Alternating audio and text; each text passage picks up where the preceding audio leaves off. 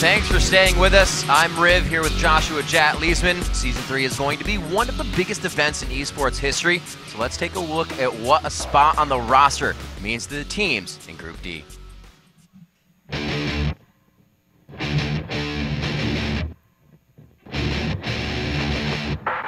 It's a pretty cool thing to do, to be a pro gamer. A lot of people want to do it, and I'm lucky to be in this position to try for it.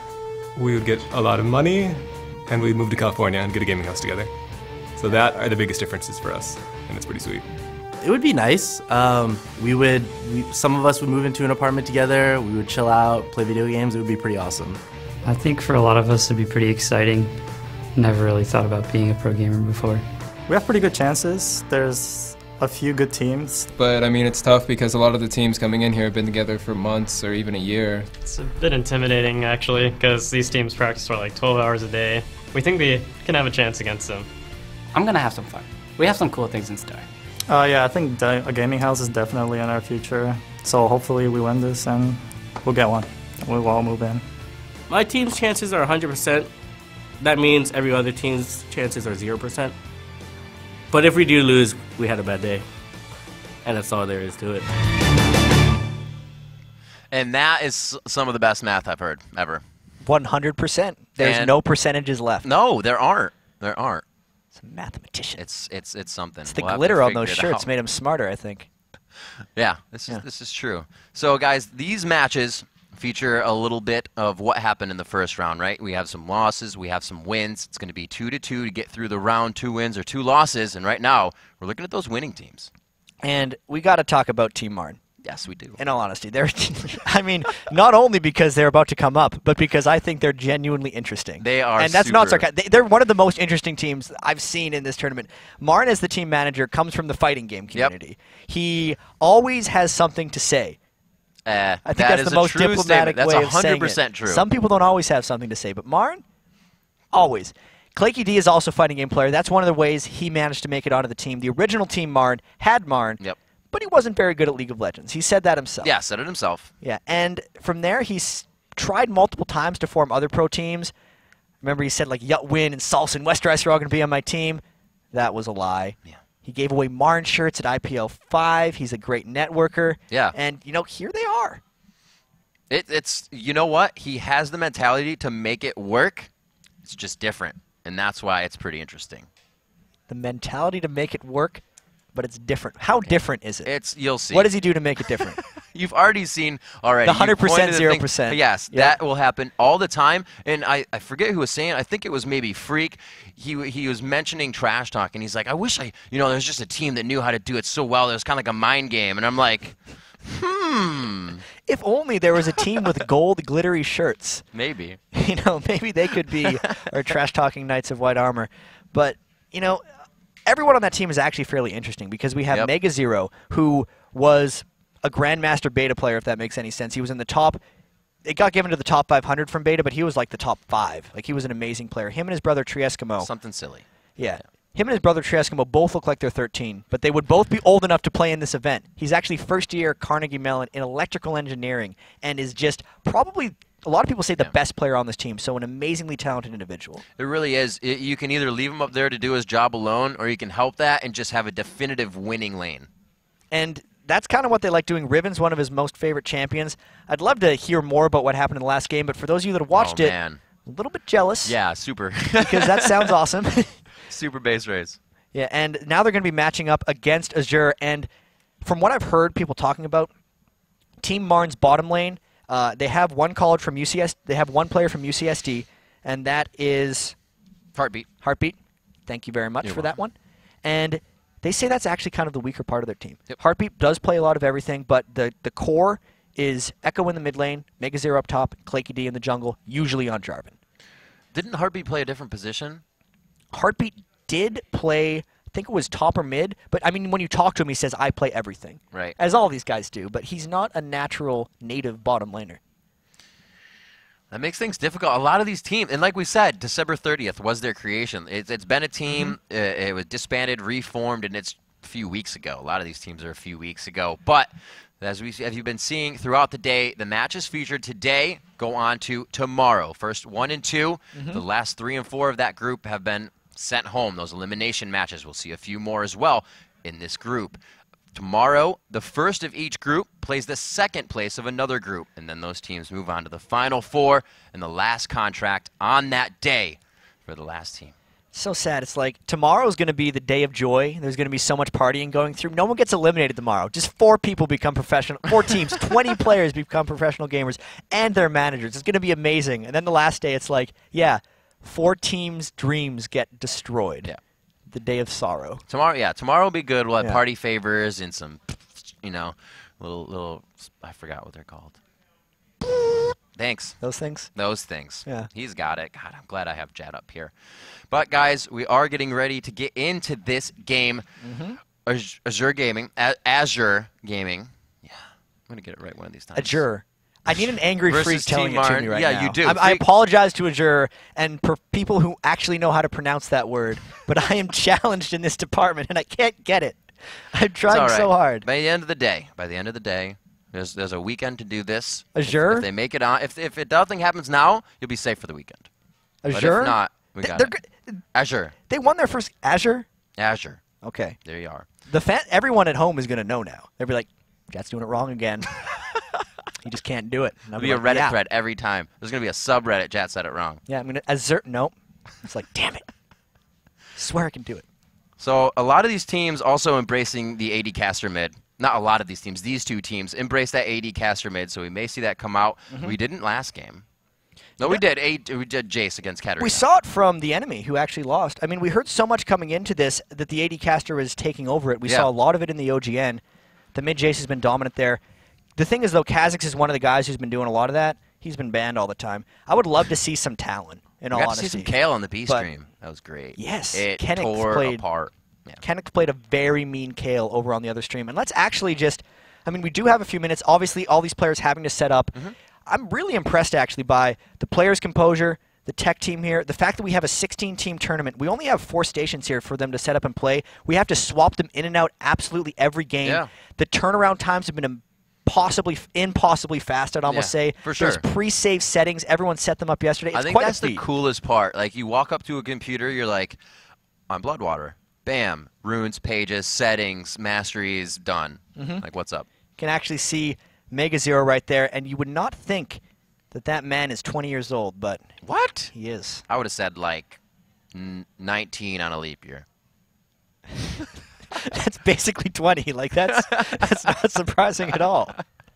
But you listen to this guy talk, and it's funny because Trieskimo, his older brother, he was a player for V8, and he was actually an intern at Riot Games a couple of times. And it's amazing. You can tell these guys spent their entire childhood just playing games together because their mannerisms, the way they speak, the way they go super in-depth, like they explain everything in really immense detail. Mega Zero was just like, when he was talking about his class schedule, he was saying, so I think I'd be able to take a bit more. So I took 18 credit hours in the past, but I thought that was a little heavy, so I'm going to talk to my professors and go down to about 9. He's just, every single detail is always touched, and he's incredibly logical. It's like a miniature clone. He doesn't look the same, but he acts the same. Nuts. So as we look at that, does he actually himself, obviously he has extreme solo queue experience and good mechanics, but what about the LAN for this team? They've seen a little bit of MLG, but it was kind of a different roster. So this is Team Marn again, right? Team Marn, yes. Yeah, sorry. so Good a lot call. of these guys have been to the LANs before. I know Claky D has played a lot of live events for the fighting game community, at least. It's funny. There's multiple players on this roster who have big game LAN experience for other games. Back at DreamHack 2011 or whenever the first League of Legends Season Championship was, that was 2011 or 2010? 2010. Mega Zero was actually in DreamHack playing Bloodline Champions. Well, that was middle 11. 10 was WCG. Well, you said the first one. It was WCG. It was DreamHack, though. Yeah, but yeah, it was in so middle 11. They kind of have been here before, if you know what I mean. But there's still the added pressure of I don't think it's ever meant this much for them. That's true. Yeah. I was talking about that with Freak. I'm like, these guys may understand what's at the end of the week or at the end of a loss, but it's not setting in yet what could happen. Because usually, something happens. Like, you hit your birthday, you're like, yeah, I'm 28. It doesn't sit in. It's already happened. But when these guys are coming up, they're like, this is a new life that I'm getting into. And when that, like, I think it's hitting in the last, like, 10 minutes of a game when they may lose. They're like, holy crap, this is what the pressure is. Yeah, this means a lot. Yeah. I mean, think of what happens for some of these guys if they win. Like, take a guy like Demonlow, who's finishing up high school. I heard, who was it? Who was the guy we were interviewing yesterday who hadn't told his parents yet? He was like, what are you going to do if you qualify? He's like, well, I'll probably go up to them, tell them that I have a salaried year and that I want to move to LA to play in a professional gaming league. And I want to say, who did interviews with Niantanzo? Suzuki? I think it was him. Yeah, okay. Yeah, wasn't it? No, no, because he said his dad wanted to know. That was the feature of their house. Yeah, that was the right. long story back. But all of these guys, just overall, so many of them are so young, in all honesty. Like, just so many of these guys, 17 to kind of 22. I remember when I was 25 and I was still a pro gamer. Do you? I was the old man. Like, St. Vicious was the only other guy who was 25 of anyone who was a professional gamer at the time. So all the players on TSM, Dignitas, CLG, all the European teams I could talk to. Wee little boys. It's nuts. And I think a lot of it just has to do with the age range that has the time to play this much in competitive games, right? Because you think a lot of times when people get really in-depth in college or when they start the full-time work, sometimes they don't have the ability to dump this time in and consider it a proper investment. But now as we're growing older and older and creating professional leagues and seeing these tournaments, you know, I think the young age is just a victim of circumstance. I don't actually think a 25-year-old is too old to play video games. No, right. It's just a matter of they hadn't previously had the ability to consider it a career. But now that that's possible, I can't wait for the future. I'm too excited. Too excited. It has to come now. We need it right now. We're really close to getting into this one. Guys, thank you for bearing with us here as we get everything set up. New teams coming on, new teams going out as we start this next game, and it's going to be amazing. Like we said, really excited to see Team Martin here playing on the mainstream. We just had an amazing B-Stream base race that I have to go watch later, but we're into Champion Select.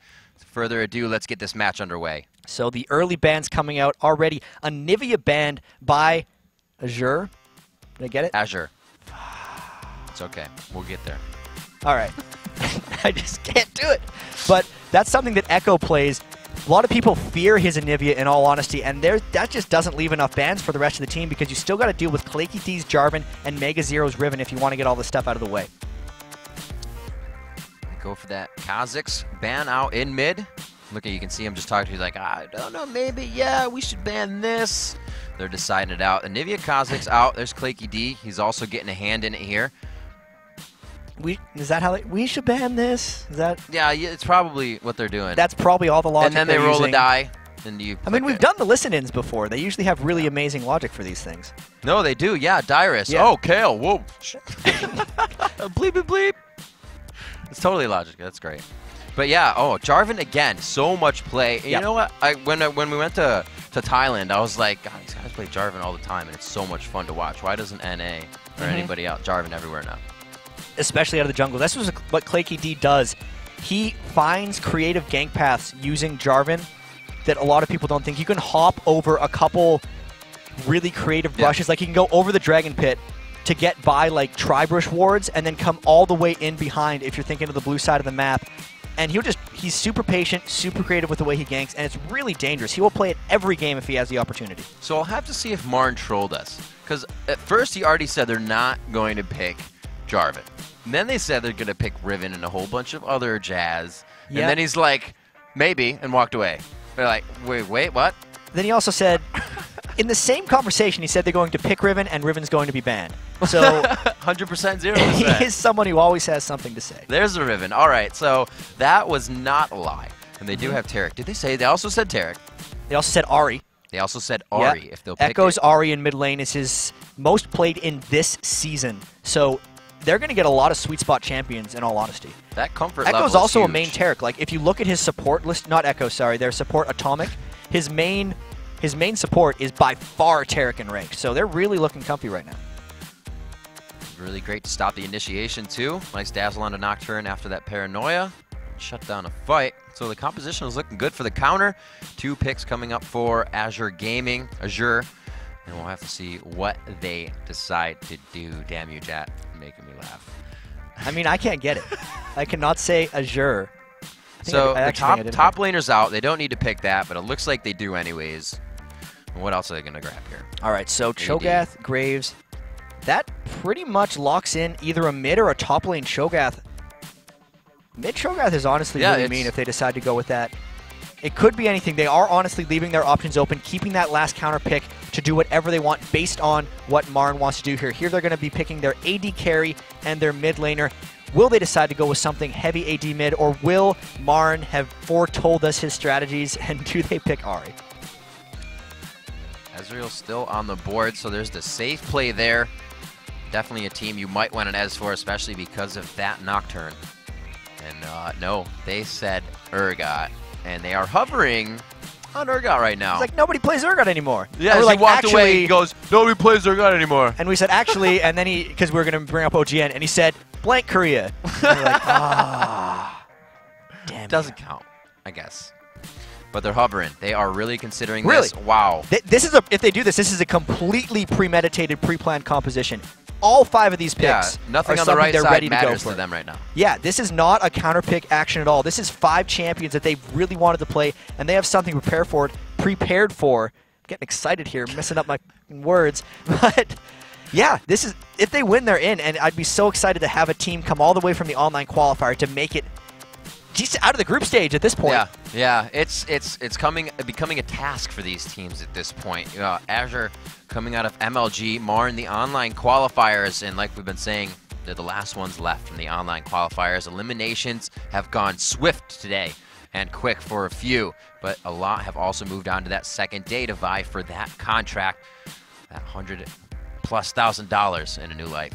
And I just want to break down how these team comps are probably going to work. So for Azure Gaming, they have really good gank potential. Nocturne and Kassadin, once they hit level 6, are going to be crushing down. Nunu Graves is an average kind of lane, but mainly that team's going to be looking to roam and create a lot of action. You look over at Team MRN, though, and the bottom lane ganks are going to be huge for them. We know KlayKD's jungle style on Jarvan is all about ganking bottom. He really allows Echo and MegaZero to handle their own thing, and he helps them out. Nothing sets up ganks better than something like Urgot and Taric. So look for a lot of action there and hope that their solo lanes can carry themselves. This is going to be a big matchup. MRN is a team that is known to go hard. Azure Gaming coming off a win as well for themselves. We'll have to see what these two teams can do going in.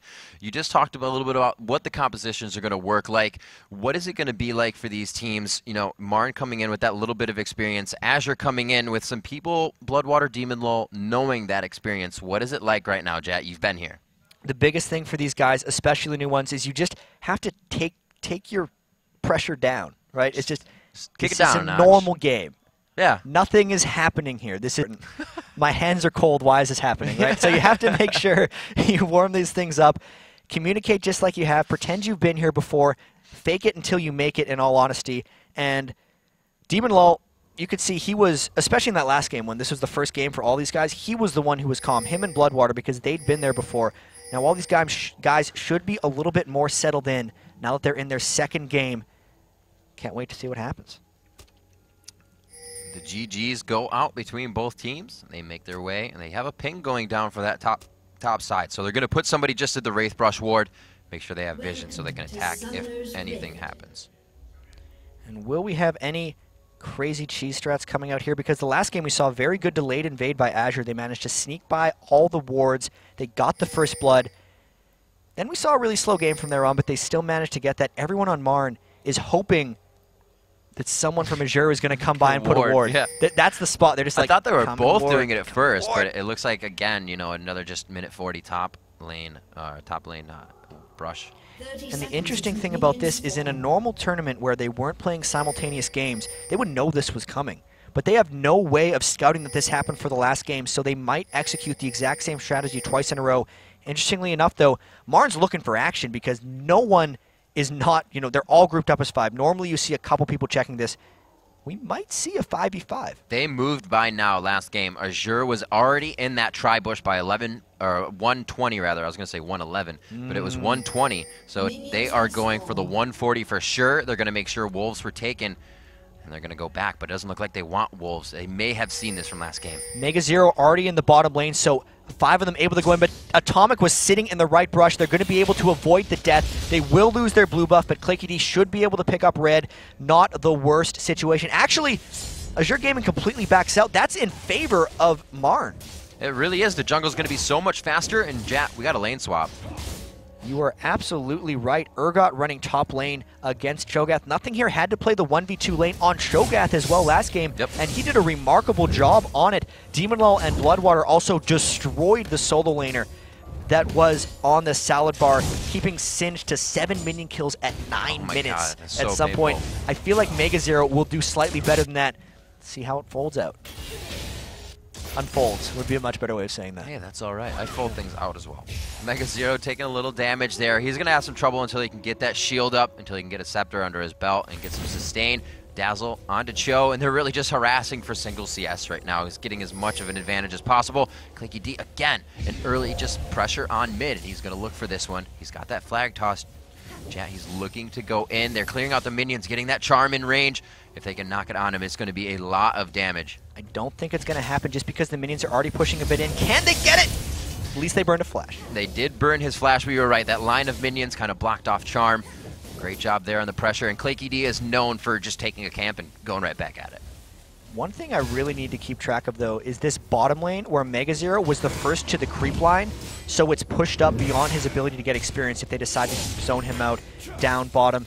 Mega Zero is going to be in a lot of trouble if Demonlaw and Bloodwater decide to freeze it there for quite a while. Claky D would have to go down there and shove it to the turret just so the lane could reset and Mega Zero can get experience. This is quite dangerous, but actually, Azure farms it themselves and push it back. No worries. Yep, he also grabbed about 9 potions in those wards in base, so he's going to be able to sustain for a while down there. Marn in this top lane pushing quite hard. As you see, nothing here. He did well. We kind of pointed out that, you know, his factor as an AD carry kind of comes into play in the 2v1 lane, and it may have helped him last game, so he uses that to his ability here. And Claky D, after that camp, grabs his red. He tries to go for a gank, but it looks like he's going to go down through the tri-rush. Now Claky D going to try to create some creative things, but he's walking clean through a ward. Will they be able to back off in time? Bloodwater zooms back. At the very least, though, they're allowing Mega Zero to get farm. He's already double what Singed was at 9 minutes from the last game, so I'd say the 1v2 lane is working a lot worse for Azure in this game. So a lot of the junglers have come to lane to really walk away. They did get a flash in mid, but we see Nocturne going down to mid, backing off of Echo, now going to the Golem's top, and he may actually help on this pressure towards Cho'Gath in the top lane. He's not taking damage, but he is being just stunned under the turret, harassed on that CS. You can kind of see him poking back and forth. There's the Nocturne Chat as he slowly comes in. Walks right through that pink ward, so everyone on Marn up top is going to be able to back away. It's really back-to-back tri-brushes have been warded as they fight mid. So hurt. One more auto attack. He flashes away, and both of them are going to live with a sliver of health. Wow, so 50 health on Kassadin and about 90 health on Echo. One more auto attack from pretty much either one of them would have been the end for that. They both started with that Crystalline Flask, though, so because they didn't trade any kills, it's pretty much a zero-sum for them right there. So in a lane like this, obviously Kassadin's looking to hit that 6 and just peace out, no? He wants to roam as much as possible. But that's the crazy thing. Ahri wants to do the same thing. Right. Right, Kassadin and Ahri are very similar in their playstyles. I'd say Kassadin slightly more persistent mobility, right, but Ahri has slightly more burst mobility in the team fights with those 3 stack of dashes ultimate. But early on, I'd say Ahri should have the edge in that lane. It would have been a disaster if she fell there. Mega Zero faring well for himself, 23-19 in the lane swaps for the tops, which are now switched around. And, you know, he said he wanted to play Riven. It's really a strong champion for Mega Zero, and the comfort level for him is just above through the roof right now. So he knows what he's doing. He still has 4 potions left, so he's gone through 4 rather, the last time we've seen him. Still has that last ward, so he's ready to be in that lane for quite some time. Yeah, and we actually see the gank up top. The Rupture just missed. Gank down bottom also gets repelled, so they keep trying to help out these 1v2 laners, but they're just constrained to their turrets. Super safe game right now, chat. The elimination, or the first match, I guess, would be the knockdown game, not the elimination. It is going to be big for these guys still. Going through 2-0 still means a lot. Prawley actually had a very interesting comment during his interview after the second group of the day. He said, we look at these groups as 2-0ing top of the group is easier than finishing second. Because to 2-0, just win 2 games, is easy, but to come back after a loss, they find to be quite hard. They consider this single 1-game elimination. So for either of these teams, if they lose, it's really tough to come back in that second one, which is why they could be playing so passive early. You know, sometimes you have to force yourself in that mentality. Works out well. Mega trying to put that pressure on a 2v1, and he's all by himself. great job there. He's just being aggressive, knows he's going to be going back soon. He can do what he wants right now. It's actually really remarkable, the fact that he's in a 1v2 lane. Look at the farm between Graves, his 2v1 lane mate, and Mega. Wow. 50 to 35. Like, he's not down by very much. And it's bad for Riven to be in a 1v2 because she really relies on getting an early advantage and just taking it home. She scales so well off that early attack damage that putting him in that situation is a little bit troublesome. They've just gotten him out of that. They threw Atomic and Heartbeat bottom. They're trying to get him 1v1 up top. We'll see if Azure decides to counter by sending 2 members up as well. They are indeed putting him up. We see Claky D up top. He may try to just stay there until Riven comes in for a lane gank. No, not enough mana. He's going to back out. Cho'Gath also not there. And we do have a 6 on Nocturne. So these wards placed by Marn, they got to be placed a little bit farther out. And they have to be conscious of the fact that that Nocturne now has his ultimate. We'll have to see if those lane ganks come into play. The bottom lane is coming back. Cho'Gath will be down there, and Marn follows him, or rather Nocturne follows him. This game has been passive up to this point, but I expect to see an explosion of action very shortly. Especially if Nocturne goes in right now. Bing, bang, boom. There it is. Paranoia down onto Heartbeat. They are forced to back out of that one. Backed out of that in a heartbeat, actually. Yeah. Just flashed right out of that. Ooh, nah, that was too bad. That was great, yeah. But as soon as Heartbeat hits level 6, Claky D can come bottom with a gank, and they could easily combo nothing here straight down. They can chain CC on him for quite long enough.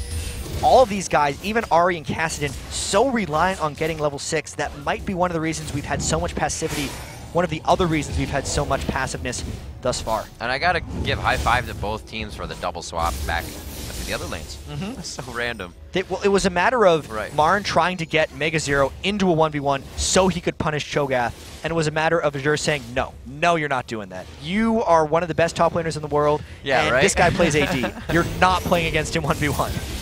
So here we go. Heartbeat pushing on the turret, getting those Asset Hunters down. Still just hitting. That is some pain for Cho'Gath, but the sustain at his turret helps. He said that Flask is going to keep them in that lane. Level 6s are hitting around the map, chat. These team fights are going to start happening, but there's still a lot of those turrets up. So I think it's going to be the mobility from Echo, and we have Shousters to start off for their teams. Really, the lanes aren't giving themselves anything. All these ganks are failing. Well, not failing, just not happening. And even the turrets aren't getting pushed that much, because you look into the top and bottom, both of the 1v1 laners, those things have barely been touched. So really, slow game. Where is the action going to come from? You can see Nocturne trying to get around to gank Echo. It's just not happening at this point. And farming alone, Marn has a very slight edge, but that means almost nothing right here. So Nocturne doesn't have his ult, so this could be a quick Spirit Rush if she's not silenced. There's one, but the Fear goes off. She's still silenced. This could be a go down here. The Ignite is on. The last hit goes off. First blood to Shousters. Brute force ganking. They comboed it so well. Ahri can't use any of her spells when she's feared or silenced, and they chained the 2-second silence into the 2-second fear just right so she couldn't dash out of the fear tether. Very well communicated, and they timed those spells just right as Jarvan comes in for a gank top. Oh, great job, though. Demon Lol using himself as a personal ward, put himself in the bush and saw it exactly as it happened. They're able to turn this one around. Now a 3v1, Claky D taking quite a bit of damage, still stuck in a 4v1, Claky D for one more shot, and the double kill. Beautiful play by the top lane. Those are that is the worst place for a double kill to go if you're Marn right now, because Demon Low just had 18 kills in the previous game on Ezreal. Oh my gosh. He's the most experienced and possibly most skilled player on Azure Gaming, and he just got fed, so they have to be extremely careful. That was disastrous for them. We'll see if they can capitalize off of it. Nothing here, also getting a chance to push his lane down bottom for free and waste a whole bunch of minions to the tower, so he backs happy as well. Catching up in some CS there, now only down by 6, which was about 15 to 20 just a few seconds ago. Where's the next set of action going to happen? Because as soon as Marn tried to do something, the first real gank Claky D went for, popping his ultimate, Mega Zero popped his ultimate and flash as well, backfired horribly. The mobility from Shousters just outmatched the mobility from Echo because they were able to burn the Ahri ultimate in the previous gank. It's going to be tricky for Marn to get back in this one. Yeah, I honestly thought that whoever was coming from Tribush was somebody from Team Marn, but I was like, wow, Shouster moved fast. He was up there in a second. And on top of that, they didn't even have to burn the teleport on Cho'Gath, so the mobility really out the wazoo for Azure right here. So Ahri still trying to push mid quite hard, actually, knowing that she's been a focus. Not so much a focus, but ganked a few times recently. Nocturne is actually just on the backside, probably waiting to Paranoia in with Kassadin. He's going to go back into his jungle. The other pings you can see there. Nocturne is just behind Cassidy. I'm not doing this. Mega Zero's got to be getting pretty frustrated around this moment because every time he's tried to go to a different lane, Demon Lull and Bloodwater have just stalked him there. They're not letting him get his farm, they're not letting him get his items, and most importantly, they're not letting him do his magic because the Nocturne gank comes in mid. It does. They do not give up on that positioning. The fear goes down once again, and they catch him as soon as he comes back to lane. We talked in the pregame. Shousters and DJ Lambo's gank combos are crazy. I wasn't sure if they'd be able to gank an Ahri, but they are showing they can. Mega Zero could go down. Collateral damage was enough to burst for one last auto attack, and it could be Bloodwater falling here. Claky D keeps the tower up. Bloodwater gets himself out alive. The Blood Boil for the second kill. Another double kill for Demon Lull. 4-0 now. Even more trouble. The double kill that's was the worst person to get a double kill up top. It's the worst person to be 4-0 at this point. It's just getting worse and worse. It's the worst person. Like, every kill, in all honesty, that has happened for Azure is on the perfect person. Getting Kassadin the kills, getting Nocturne the kills, and getting Graves the kills are the three by far most important people. They're keeping also Echo and Mega Zero, really the two strongest members of the team, down as well. So this could not be going better for Azure. 5,000 gold lead now separates these two teams. And after that bottom, you know, I'm surprised they didn't go Dragon, but they're getting the ping on it right now, and it actually looks like they will. They're going to have to go somewhere. Like, if they get the Dragon on top of this, it's just going to continue adding up to their advantage. MRN is nowhere near. I mean, nothing here is trying to harass them off blue, and him and Cassidy are actually keeping back 3 members of MRN. All the positional advantages showing for AZG. Stop trying to say Azure because let's screw it up again. Let's see if they can make something happen with this blue buff. So Claky D rather coming through quite strong, showing some aggression. Looks like he wants to get a beast on this one. Actually, they might give that up. The Dragon is going down, and I love this. It's just nothing here, playing cat and mouse top with these guys at blue, saying, hey, this for Dragon, sweet. But they finally figure out what's going on, and they mobilize. Really seems like AZG is coming into their own right now because the first game looked sloppy against the Salad Bar. They won it convincingly by the end, but the road there was rough. The crispness of their gank so far in this game, with the way Shousters and DJ Lambo are coordinating to finish off Ahri, and especially the way Demon Lull and Bloodwater are coming together in the bottom lane, turning around multiple ganks and keeping Mega Zero down, who I'd say would be the star player of Team MRN, has been awesome. Chat, we're 15 minutes into this game. A little bit of a poke there coming out of the right side of the stage as they enter onto the scene and say, we are here to protect mid. Coming in now 15 minutes in, there's a lot of Giants belts to stop some burst damage that would be coming from the side of MRN, but who's in the upper hand right now? There's a lot of gold, there's 6. Could the fight be won by MRN if it's a 5-on-5?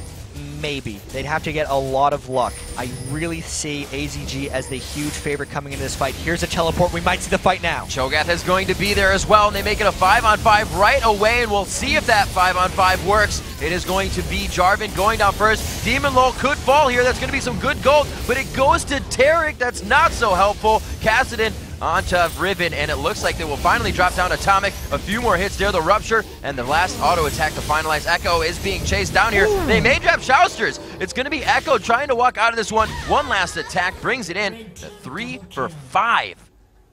Ouch. Yeah, super duper ouch. So, Jack, you didn't even really have to answer my question because it just got answered. Ouch. That's the fight. It actually turned out better than it should have, in all honesty. I feel like MRN should have lost that fight a little bit worse. They finally managed to kill Demon Lull, and that was the big one. They swapped him with Heartbeat. Everybody dove straight on him. The Riven ult was used on him as well, at least the execute portion. But even with all that, not enough. They couldn't finish off Shousters, and now just everyone getting really, really big on AZG.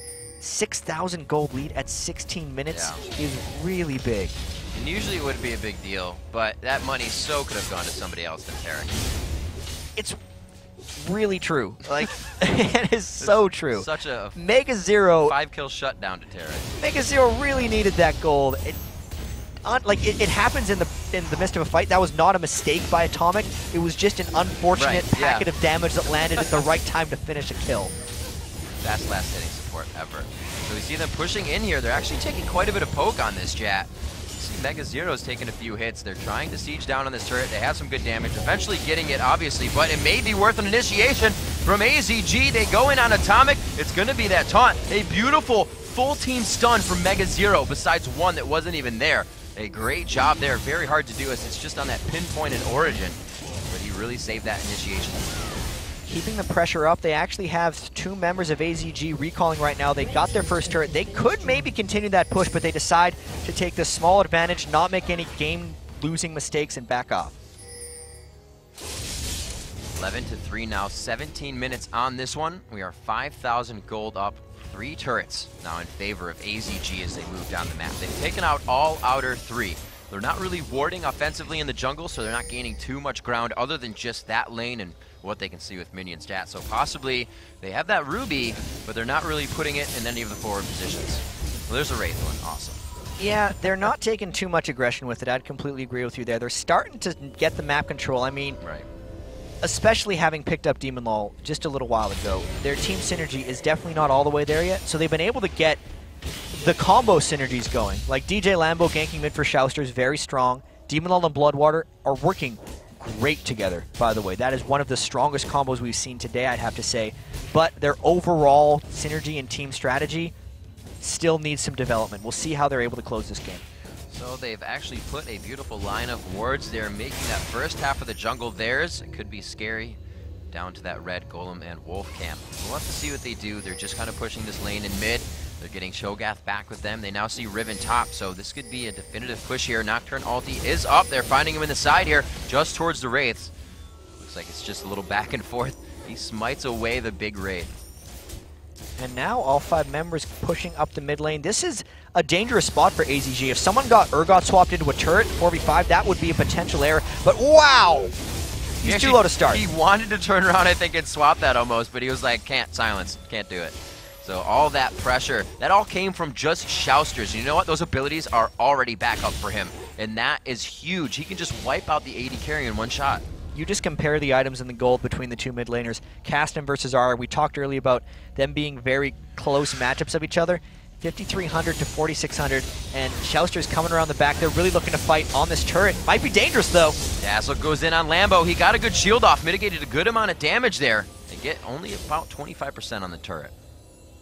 Forced to back up. Yep, they're going to straight back away. DJ Lambo taking a bit too much damage. That bottom wave. They really need DJ Lambo to be healthy to be able to go into that. He's tank Nocturne, Sunfire Cape. You know what he's doing. He's the only, you know, him and Shouster's going in together to finish off those targets. The dive buddies, so to speak, trying to finish that off. They're in a lot, they have a lot of control here, really. So we actually see Nocturne and Jarvan both in this game not choosing to upgrade the Wriggles. On the B stream, actually, I was talking to Kobe, I'm like, everyone that we saw upgraded to Wriggles, and now we have these guys not choosing to. Just messing up your build path. Messing up everything. I don't know, man. It is quite a bit extra gold just for some health steal. Or life steal. You get the persistent ward, which is really nice if you can get it fast, but for Nocturne, he's actually, I'm checking if he's running lifesteal Quince, and he's not, but he gets the passive heal at least, which allows you to get by with just running the Wriggles. And Jarvan, since he got to the Warmogs, the health regen's keeping him up healthy enough. So they're bypassing the ward. They know their support's got the Ruby Sight Stones. Guess they think that's enough, and they are saving the money getting to those big tank items sooner. So with a build that Urgot is usually accustomed to, with a Graves being so fed, is the late game even there for Urgot? Is it going to come back around? Usually, Urgot is about assassinating the enemy AD carry. And they can still get that to happen as long as Urgot doesn't get silenced by Castan. It's going to be really interesting to see how that goes back and forth. That's going to be the play there. Every time, Heartbeat's going to try to swap in Graves, but Demon Law, amazing reaction times, trying to get out of there with his quick draws and his flashes. It's going to be about Marn dogpiling Demon Law, and Demon Law trying to just save his team. Where is the initiation going to be? Urgot sits safely within his team, so really Nocturne has nobody to go to right now. You see Lambo on the outside, Mega Zero trying to get there close. He actually flashes on him. He still has a few more broken wings to get there. They are going to be feared out. Going for the switch. Actually, he dodges. Did he just dodge the switch? He went to switch him and he paranoid out of it, I think. Nope. No? He got him. I think so. Nothing here coming. Nothing here is going to be into the fight, and it looks like they are going to try to take him down. He's just so tanky right now. They could lose this one on just focusing him. No, Demon Law could not get into the damage. It's just He was too tanky for even the range of Graves. What happened with the Nocturne ult is he got swapped in while his ult was active, but after the 1 second suppress wore out, he continued to move past. All right. So it looked like he flew the entire range through. That was ridiculous. My brain just crashed and rebooted in like 3 seconds. So as they move down mid, 22 minutes on this one, we finally see a bit of aggression after the lull in the game, and they look to control a bit more of the jungle here, Jat. And now it's a matter of them having to take some action. DJ Lambo got cut out. They were unable to punish, in all honesty. They had to burn a lot going to save him. We're going to see their move, really, if they decide to pick up Oracles and start clearing around Baron. But for now, they're just pinging down on Mega Zero, trying to back in that ward. Pushes all over the place. They actually have really good pushes on their lanes. They could really go to force something here if they weren't so far behind in items. That is really what's keeping them back. And we're going to have to see if the gold here, if these minions that they don't have to farm, you know, they have to get out there. They have to get vision on the map, and they have to get to that experience. And Graves and Cassidy are sitting on mountains of gold, so to speak. Cassidy just bought the item, needed the see large rod straight up. Demon is going to be going back and getting that last Whisper right after he picks up that red buff, if I had to guess. But bad timing, because he's sitting on a huge amount of gold, and the dragon is up, and Marn is forcing. They might have to concede this, Azure would. And Marn is doing this a little bit blind. The only wards they have are right next to him, so whoever comes out of the jungle here is what they see. They are going to be on dragon. They're a little bit in pit. They get out safely. Long range dazzle there. It's going to be picking it up, so we have a 29-minute dragon for your next one. We'll have to see if that is even a contest. By that time, I think it's going to be all about the Baron Jet. And you know what, Riv? Martin is sticking in this because there was a 6,000 gold advantage at 16 minutes. It's now a 4,500 gold advantage at 23 minutes. So they've gained 1,500 gold back in the past 6.5 minutes. And they're keeping their map control up. They haven't lost any dragons, and they actually picked up a kill. It was 3 for 11, now it's 4 for 11. They're doing a pretty good job sticking around. AZG really has to do something to finish. AZG is making their fight super fight-oriented for their team. They've grabbed the Locket, maybe looking to get something else as Aura initiated here. They do have the Randuins possibly being built by Cho'Gath already, so their fights are already ready to assist each other rather than whoever's in front of them at that time. Coming onto this turret, the siege is quite good, but the retaliation is just as good. Duskbringer, as well as that Orb of Deception. The taunt in, will they focus too much on him though? That was a good choice to back off. So this is one of those sustained pushes. The turret's on about 1/3. Heartbeat really wants to land a swap on a good target. They might fight right here. Might come now. Great job. Oh, they get Demon Lord completely out of the fight. They're going to chase him. There's the dive in as well. They find Echo, and a Claky D is trying to get Demon Lord. Beautiful kiting by him. Allows his team to get the upper hand of the fight. Martin is left with 2 here, and it looks like Mega Zero is going to be in the front. They chase down, and Bloodwater throws down a great ultimate, locking up 3 of them. Mega Zero forced out of the fight. Can he clean? They take down. He may be able to. Mega Zero being out of the fight gave him enough time to really size everybody up, and Jat, it looks like he's going to push him out. He's going to keep chasing too. Riven's a pretty good chaser. If he can dodge a Rupture, he might be able to finish, but the Blood Boil just appears to be too fast. Riv, 3 for 3 on top of Marn's turret. They might just be sticking around in this one. They crushed onto Demon Lull. They finished him off, and immediately when he went back to base, Demon Lull picked up a Chain Vest. He doesn't want to die there because you can really see how much they rely on his damage in fights. That was absolutely amazing. That was a fight of wards as well. You just saw him being placed there over the bush, in the bush. They were trying to get vision back, and Mega Zero kind of stopped and sized everything up. He said, now. Well, so much happened in that fight when they dove onto Demon Lull is like everything just peeled immediately off of them, and that allowed Mega Zero, who doesn't really have any defensive itemization, to just bunny hop around, hopping on everyone, and cleaned up that fight. He was doing a huge amount of the damage there. Battle Bunny Riven making the impact plays. 2, 3, and 2, buying some health potions actually as he goes back. It's leaving the Brutalizer in that build for more penetration. Like you said, nothing to really mitigate and defend for Riven yet. So that was a beautiful way to engage that fight, and they're probably going to have to do that from now on to get past Cho'Gath and deny him being tanky all fight. He actually left with very low health. So in the end, they had perfect focus the whole time. Yeah, Cho'Gath now with 3,952 health. It's a big monster. Looks like we have that position. Here it is, Jat. It's going to be 3 minutes until Dragon even comes back up. There's no reason to be on the bottom half of the map. Cho'Gath does have his teleport up. They do not have a ward on the Baron, though. Actually, the ward is right where they're standing. So Cho'Gath is going to be in that party in just a few seconds. Will he decide to teleport in? I don't see it coming in just they kill yet. Cass. They throw it down. They actually take down Cassid in there very quickly, and this may be the fight that they're looking for. No, the other AP carry goes down. A great paranoia coming in. Graves falls. Demon Law will not be able to do the damage needed, and Mega Zero going to chase this one away. Nothing here is the last one left, and the teleport came in a little bit too late. They're able to clean up this fight, and with what is left, that should be the Baron. Riv, they got the initiation. That was crazy. I don't know why Shousters went in to start that fight, because nothing here had a perfect split push. All they had to do was stall. But this would be an amazing comeback, because they were 6,000 gold down 11 minutes ago, and they're about to take a gold lead with the Baron buff if they can get this after winning a series of amazing team fights. It's tough for them to take this Baron, though. They don't really have an AD carry to finish it off. There's no one to stop them, though. They're going to get it. Slowly but surely, and there it is. They close the gold gap completely, not completely, 300 gold to even.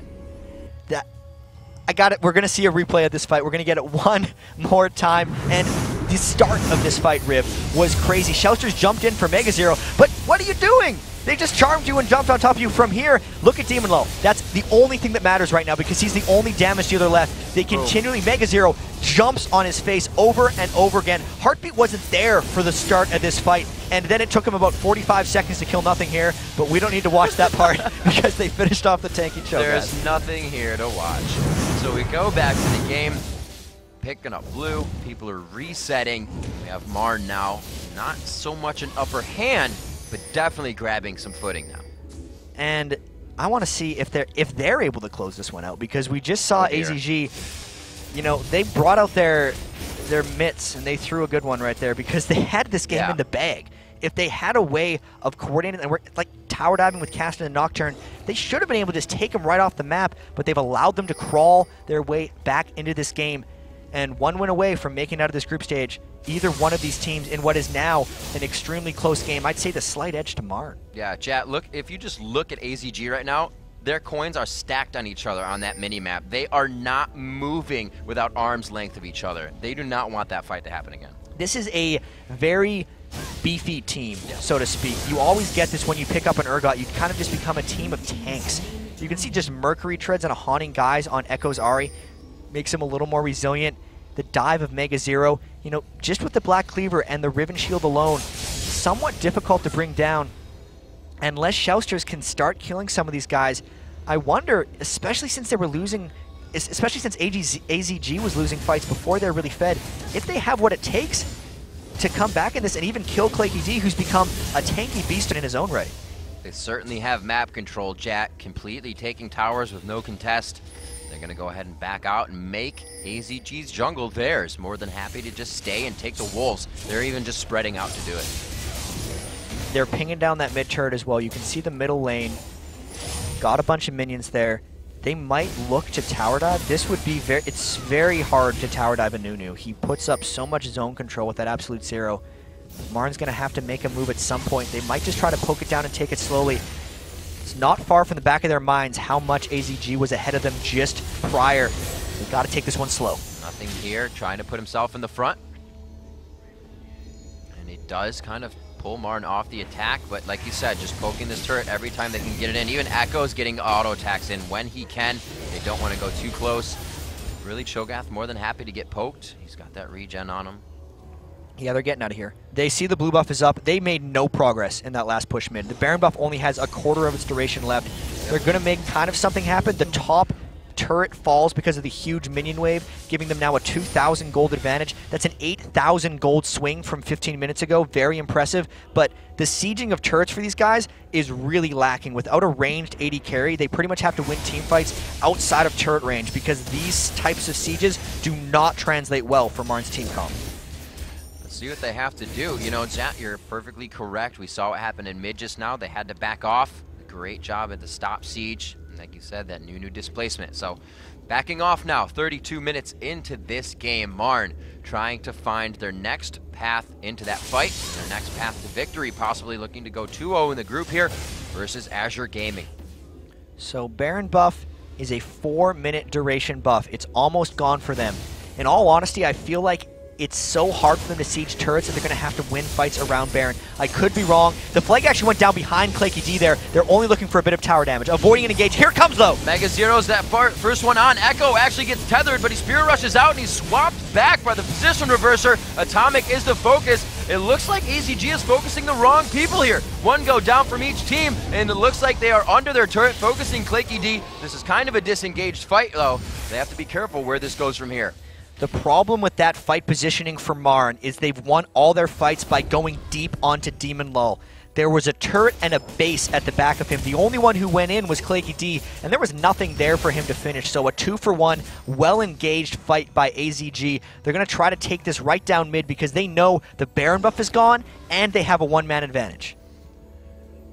Slowly just creeping up, getting their wards now back into the jungle. We saw this just a few minutes ago, and it's returned, not back to normal. There's still a bit of that gold lead in favor of Marn, but it is back to more of an even game. That Baron buff really put AZG back on their heels, so they're kind of regrouping back from that now, chat. 17-13. They're cleaning up everything they can, making sure that they don't have to worry about anything else on the push. The lanes are pushed, the camps are clear, they can focus on mid. And Demon Lull, who has been the focus of every fight, has his Guardian Angel now. So the fights they've lost is because they get on Demon Lull, Riven gets there, crushes them down, you know, Heartbeat swaps them, Echo dives, Claky dives, everyone just goes straight for Demon Lull. With the Guardian Angel, that becomes much, much more difficult. This game is so close. These teams are actually itemizing very well against each other. You can see the mass of wards that Azure Gaming is trying to throw down, avoiding a poor initiation like they had the last time where they kind of lost their stranglehold on this game. This Baron buff's going to be coming up in 1 minute and 2 seconds. I cannot wait to see how they posture around this one because that is where the next fight's definitely going to happen. Chat, that bulwark coming out for Jarvan, especially with that, the flag toss out, is very underestimated. They are going to have a huge buff in this Baron fight once they get to it, and to come onto that, to counter it, you have Feast and Smite to work with as they get in there. And if the Jarvan gets feared during that, you have no Smite. You can Smite through fear. Yeah, it's what? Only suppressions that stop Smite. What? Mind slightly surprised? Slightly. Okay. But, dude, this fight, I honestly am very excited to see what happens. There was so much posturing going around here. Both these teams either on their second wind or really trying hard not to throw because Azure had this in the bag. It's going to be very hard for Mega Zero to get through. I really need to watch him in this fight to see if he can finish off Demon Lull. It's going to be so much of the key of this engagement, but the Baron Boogie is not something that's going to happen soon. These teams are being so cautious right now. Oh my god, walking in the wards. They know they've been seen, so they have to reconsider their positioning for sure right now. Atomic going into the bush, making sure nobody's there. They're on either side of this chat. The cat and mouse is just so intense. I want these guys to go at it face to face here, and it looks like we may have that. Kassadin on the other side to make sure and show that there's 4 in the fight. Yeah, Shellster's making sure he doesn't get caught out this time. He wants to flank around the back and finish off the back line of Marn. One of the reasons we're not seeing a fight here is because neither team has picked up an Oracle, so they constantly have vision of each other, and they're not allowing anyone to get the upper hand or the jump on them. Nothing here baiting them to try to start on him. We might see a fight.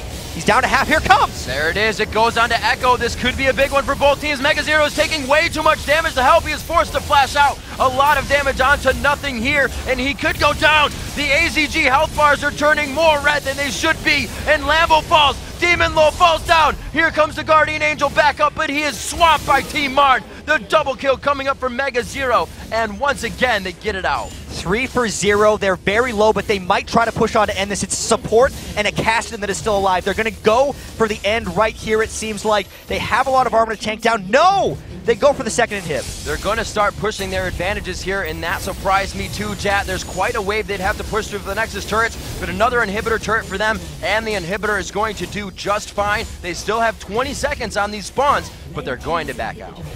So still a huge advantage garnered. I'd have to say the path that Nothing here took around the side in the team fight really just doomed him. He got to half before the fight even started.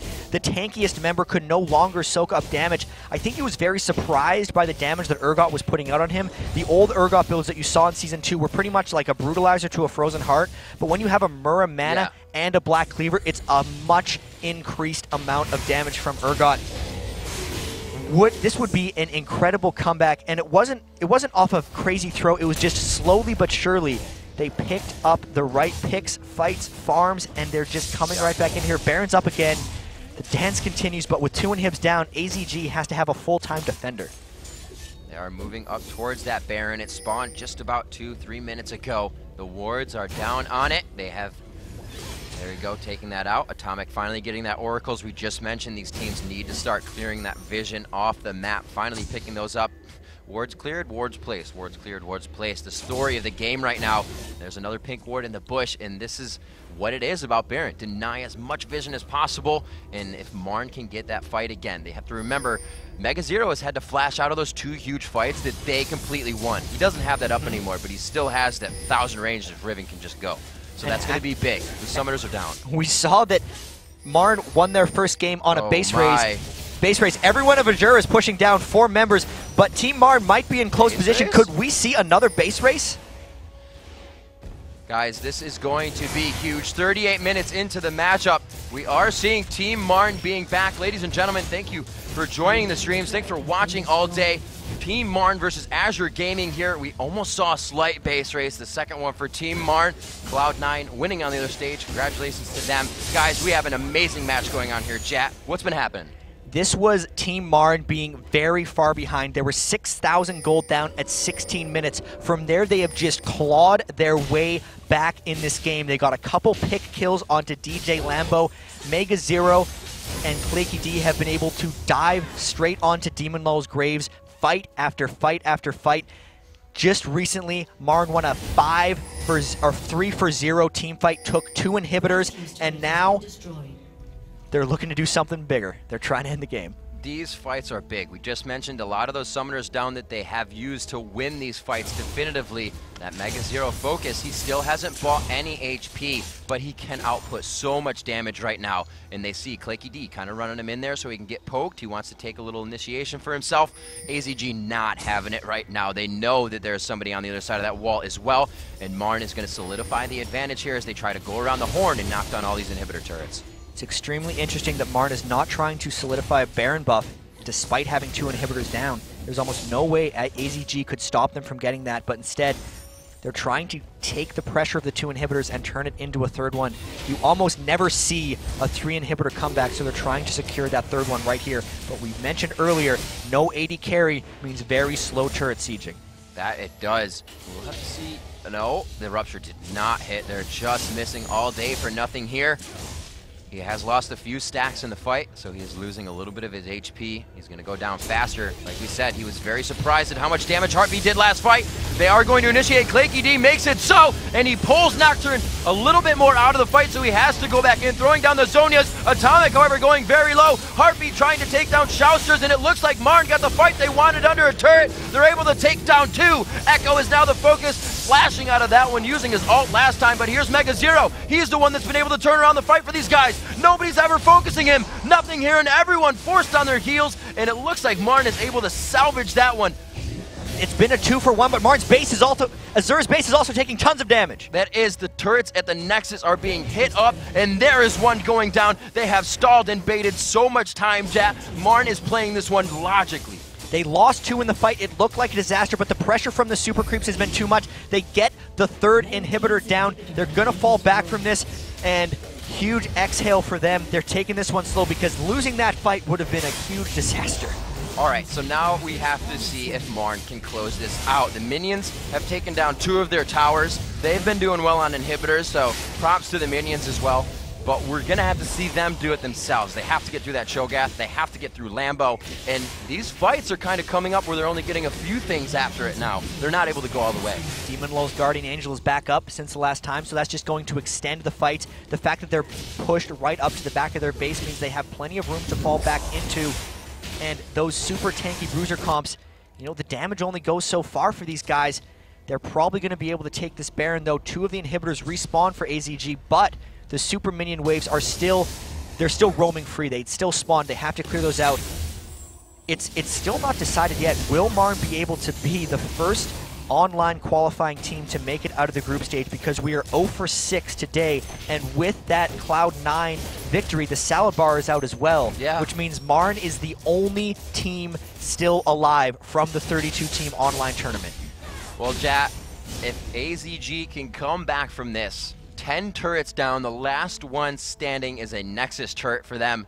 If they can come back from this, it'll be one of the most amazing ones. We've seen a lot lately, actually. They're just 2013 has graced us with amazingness. Pentakills, comebacks, and awesome base races so far that we have to go watch. Marn did last game. Here we are, going for the Baron again, chat. This could be in a definitive final push. And the only triple inhibitor comeback we've seen this year was in a Zubu Blaze versus Zubu Frost game in OGN winner, and that has a unique set of circumstances, which this game comes eerily close to matching. It was a close gold game when the 3 inhibitors were down, and they overdove when they went for the base. Captain Jack on Caitlyn was able to push everyone out and clear them out from the Nexus.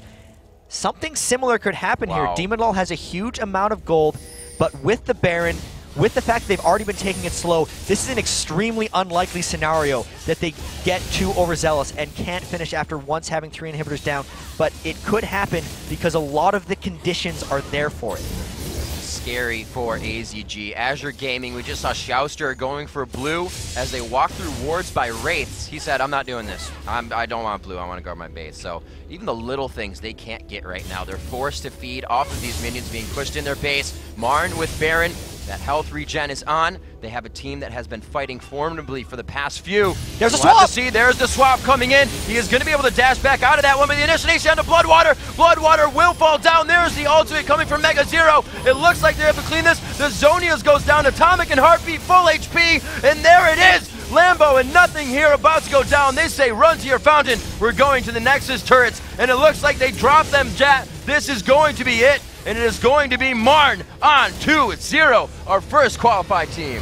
What a path they took. They base race Cloud9 to win a sub 25-minute game, and then they come back from 6,000 gold down to 16 minutes to beat Azure Gaming 2-0, number 1 seed in Group D, only team from online qualifiers to make it through. Look at the exuberance on their faces right now. That is amazing. You can see Echo just holding his chest. He's like, what?